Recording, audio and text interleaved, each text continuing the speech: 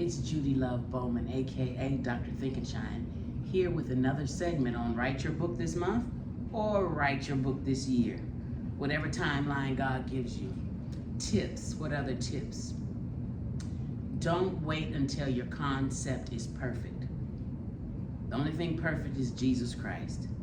If you wait until everything's perfect, you'll never do it. Another tip, a book is more than its cover. You might not even come up with the cover or the title until the end. You might have a working title. Whatever it is, ask God to give you a conceptual framework. And when I say conceptual framework, some people work better with a diagram.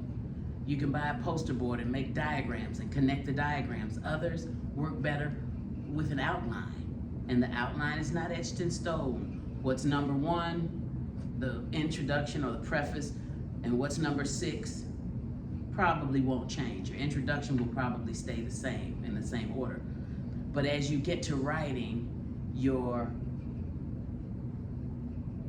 say on an outline, numbers 2, 3, 4, 5, and 6 might change based on the transitions. And we'll talk about transitions in another video.